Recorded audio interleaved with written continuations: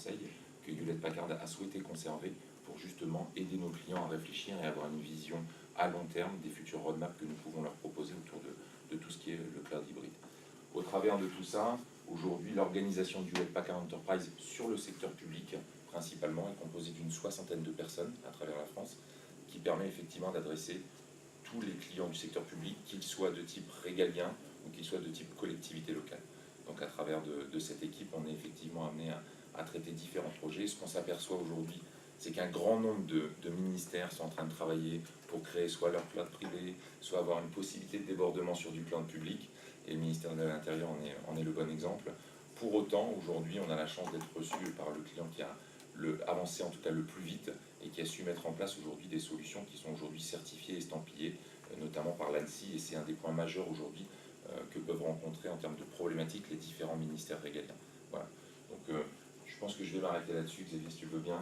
Je vais laisser la parole à Nicolas s'il veut bien démarrer la présentation autour du projet PI, qui est un projet majeur aujourd'hui du ministère de l'Intérieur. Bien, bonjour à tous. Je vais saluer certaines personnes quand ils sont arrivés.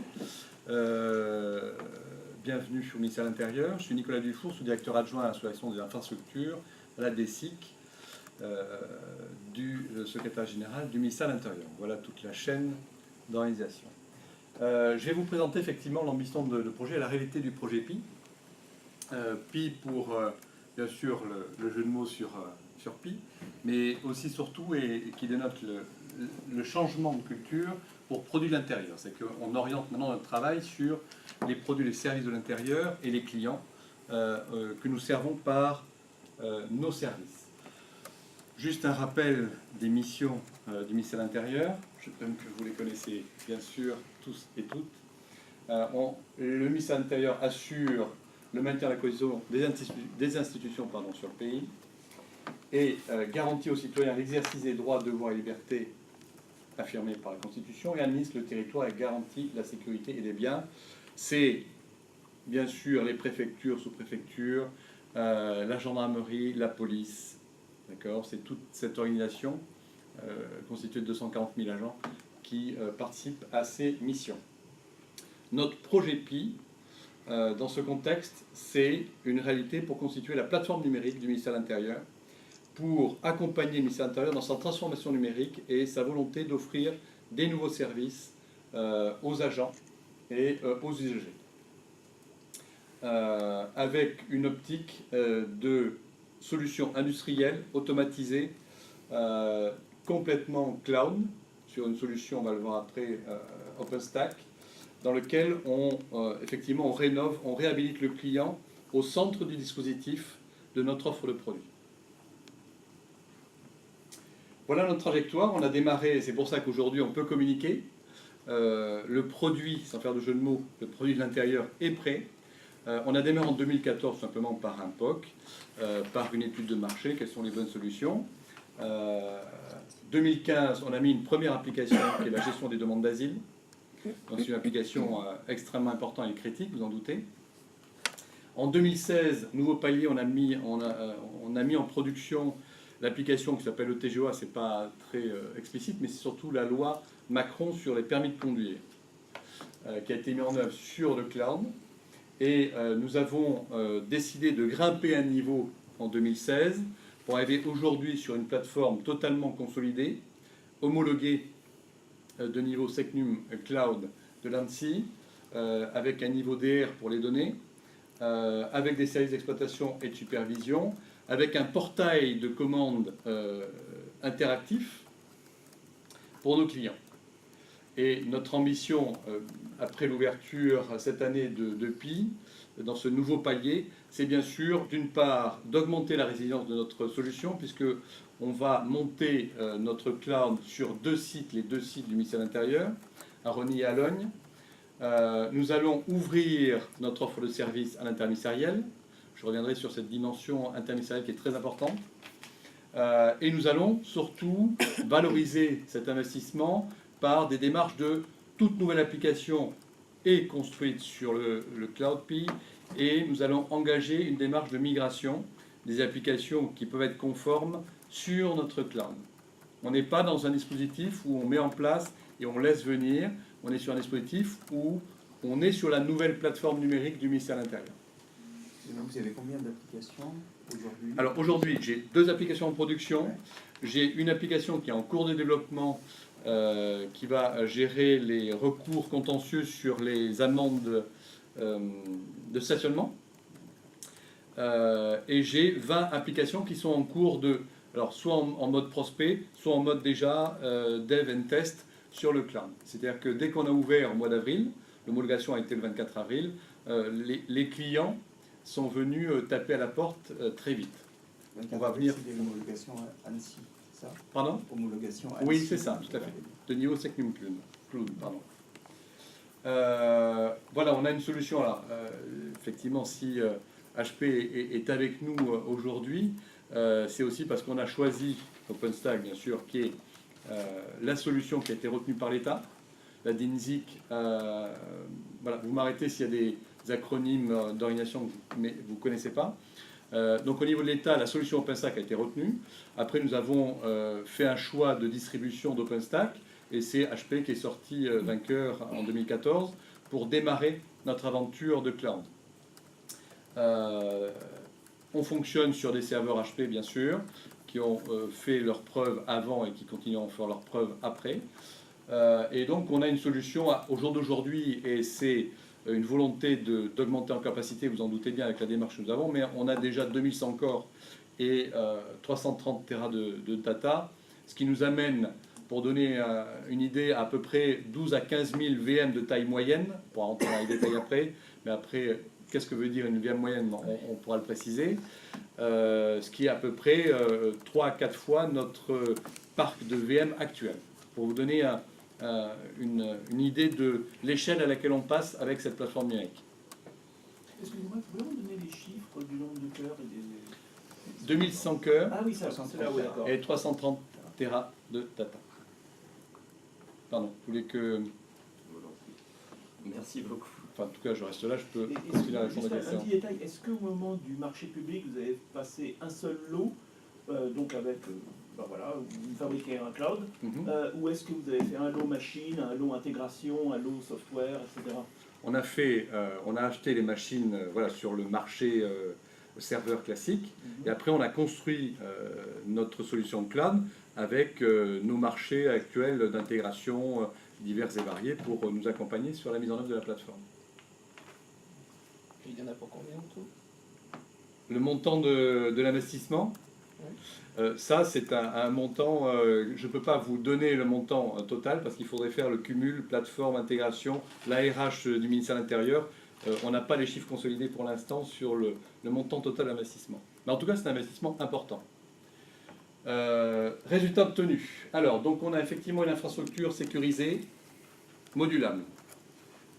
On a une offre de service au jour d'aujourd'hui qui est le niveau IaaS, et on est en train de travailler, bien sûr, vous en doutez, sur l'évolution du PaaS, du niveau PaaS pour nos clients déjà pour la DSIC et pour les autres clients du ministère. Et on va bien sûr évoluer vers le niveau SaaS en co-construction avec nos clients. L'autre point, c'est que nous avons développé cette solution dans plusieurs objectifs. Faire, bien sûr, un retour sur investissement, ne serait-ce que sur la mutualisation des ressources. Je viens de donner l'exemple, les VM actuels et les VM futurs. On va donc pouvoir réduire nos coûts d'infrastructure, ne serait-ce que sur les fluides et les énergies. C'est un accélérateur formidable de projet, puisque entre, je dirais, une demande classique, mettons, par rapport à un déploiement, une demande classique d'infrastructure de VM qui peut prendre quelques semaines, et l'accès au port IP où vous avez la demande et le data center virtuel en 5 minutes, on voit tout de suite la différence. De plus, on est déjà avec une plateforme et une forge d'intégration continue, donc les projets bénéficient de l'agilité et d'un premier niveau de DevOps qui permet de fluidifier, de rendre plus rapide les développements sur cette solution. On est en démarche d'amélioration continue et d'automatisation, c'est l'enjeu de la maîtrise du dispositif, c'est d'être résolument dans une démarche industrielle d'automatisation de tout ce qui est mise à jour de sécurité ou mise à jour système, des déploiements, des services. Donc on est en perpétuelle recherche d'automatisation sur tous les axes de notre plateforme. Et dernier point, mais ça vous l'avez compris, c'est pour ça que nous avons appelé cette plateforme PI, produit de l'intérieur. On est le client, je vais le préciser un petit peu, quel est-il? Le client est au centre de la démarche. Le client, c'est déjà tous les acteurs SIC. Les acteurs SIC du ministère de l'Intérieur, c'est un terme un peu peut-être administratif, mais ça correspond bien sûr à la DSIC, au ST carré, au STIG, qui sont les acteurs SIC de la gendarmerie, à l'ANTAI, c'est l'agence qui s'occupe des traitements automatisés et des infractions, la NTS pour les titres sécurisés, la préfecture de police de Paris, les SGAMI, les DSI, c'est-à-dire les DSI au niveau des zones sur le territoire. Voilà quels sont les acteurs SIC majeurs du ministère de l'Intérieur. Et bien sûr, les autres clients, ce sont aussi les directions métiers. Direction des étrangers en France, direction de la sécurité routière, direction de la sécurité civile. Voilà, toutes ces directions métiers du ministère de l'Intérieur sont nos clients de cette plateforme.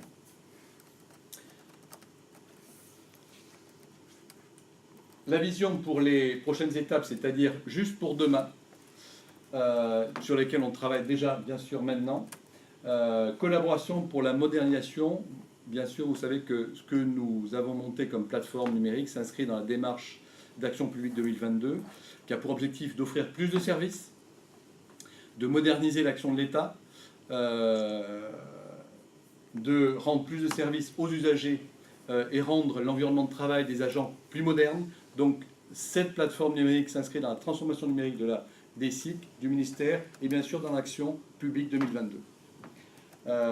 2018, c'est l'ouverture du service à l'interministériel. L'ambition, c'est de diffuser notre catalogue d'offres de services au niveau interministériel des autres administrations et d'engager notre transformation numérique qui a déjà démarré, vous en doutez, puisque cette plateforme, bien sûr, techniquement est en place, est en production, elle est performante, elle est sécurisée. Et nous avons en place un premier niveau de transformation numérique avec une équipe, ce qu'on appelle une équipe transformante, une équipe de 30 personnes qui accompagne nos clients et l'automatisation de la plateforme.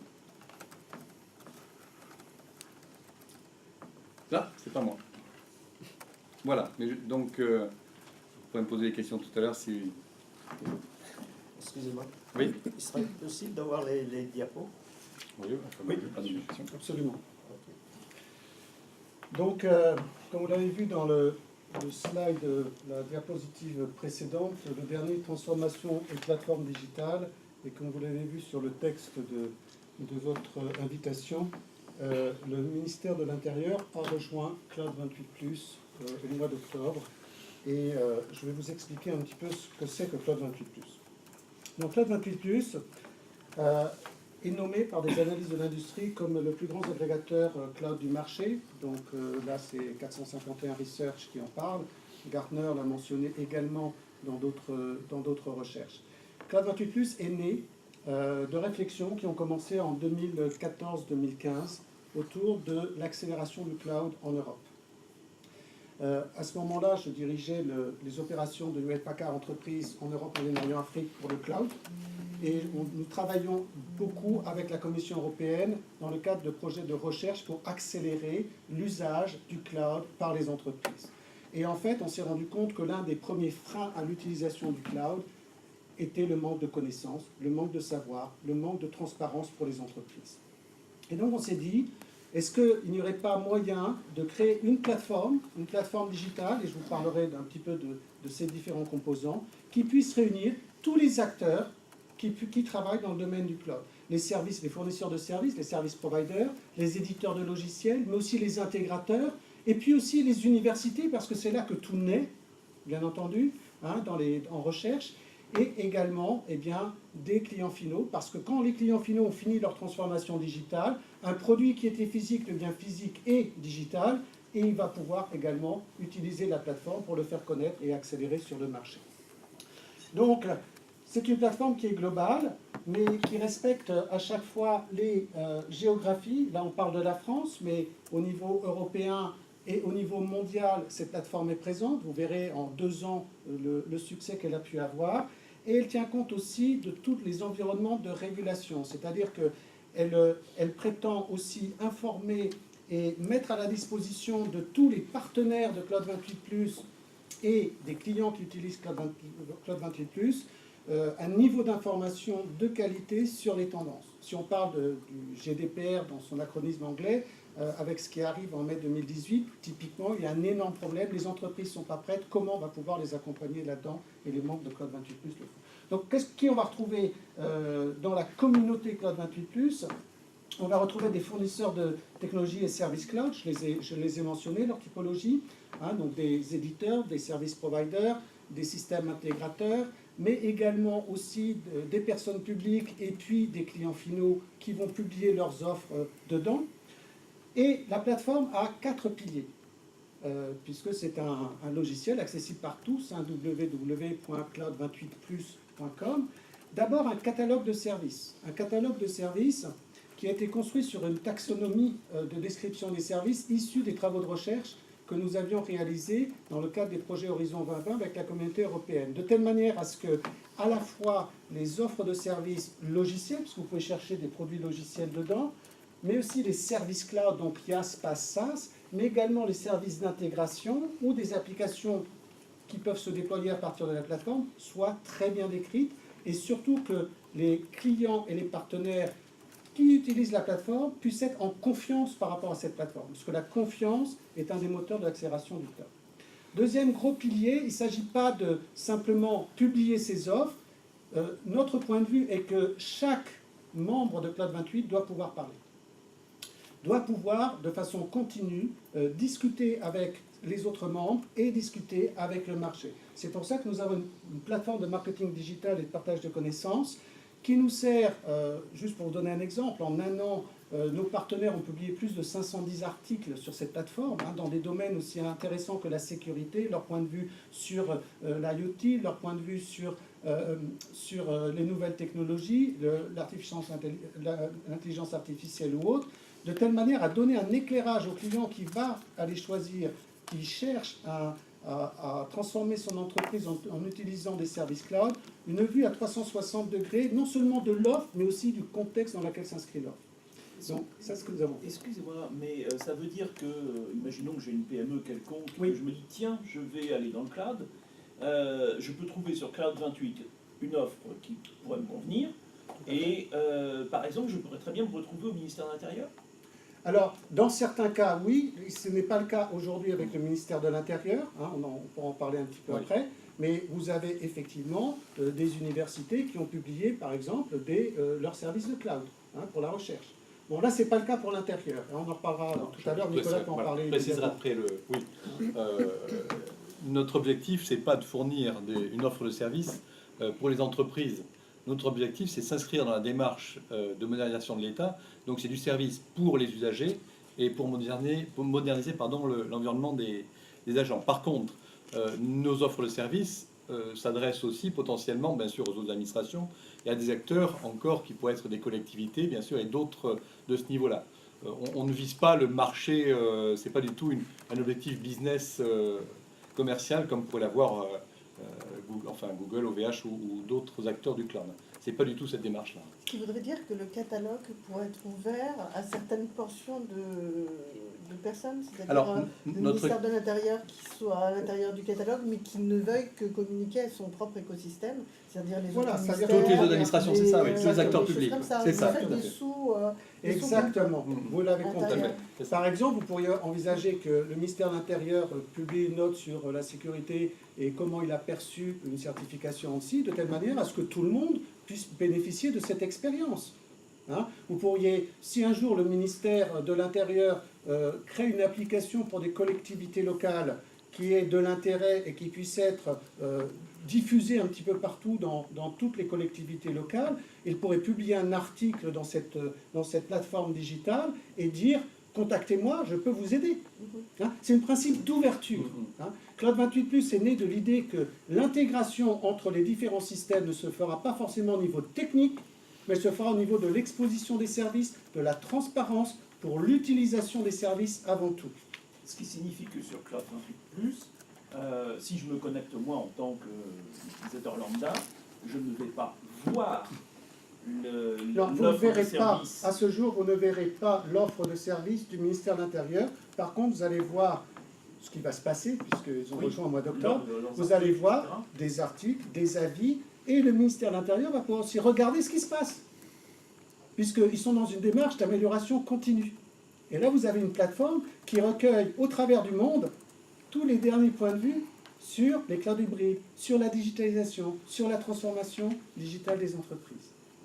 On est dans un esprit de communauté, d'ouverture, de transparence, de mise à disposition. D'accord ? Alors, on a un laboratoire d'innovation où, du reste, à partir des différents membres que l'on a dans Cloud 28+, de nouvelles solutions sont créées. Par exemple, on a été capable de créer, alors ça n'a rien à voir avec le ministère de l'Intérieur, mais ça pourrait l'intéresser à un moment donné, dans un autre domaine, de créer des solutions pour avoir des mini-clouds pour accélérer et simplifier la mise en place de cloud dans les usines, qui est un énorme problème aujourd'hui, puisqu'il n'y a pas d'équipe informatique dans les usines, il faut pouvoir déployer directement à partir d'un endroit les applications, qu'elles soient complètement intégrées et que ça puisse se faire. Donc typiquement, au travers du module de Cloud 28+, applications déployables, on a été capable de travailler avec des sociétés éditrices de logiciels dans ce domaine-là, pour créer une solution qui puisse être proposée à une usine pour automatiquement mettre en place son cloud. Et puis on travaille beaucoup sur la composition des services, et notamment l'Internet des objets est un sujet très très chaud sur ce thème, puisqu'on n'est plus dans le cadre de cloud IaaS, PaaS, SaaS compartimenté, mais on va avoir des offres qu'il va falloir conjuguer avec des niveaux de services et des niveaux de sécurité, des niveaux contractuels qui sont vraiment particuliers. Et donc, Cloud 28+ est également devenu la plateforme d'exposition des services IoT de Hewlett-Packard Enterprise au niveau mondial. Alors, pour vous donner un petit peu une taille, nous avons ouvert nos services uniquement en 2015, en décembre 2015, et voilà où nous en sommes aujourd'hui. Nous avons plus de 650 partenaires dans toutes les régions du globe qui sont dans Cloud 28+. Nous avons plus de 22 000 cloud services publiés, que ce soit des apps de cloud, des IaaS, PaaS, SaaS, également des services d'intégration et de conseil autour du cloud. Tout ceci est à l'intérieur de Cloud 28+, et on en est à 22 000.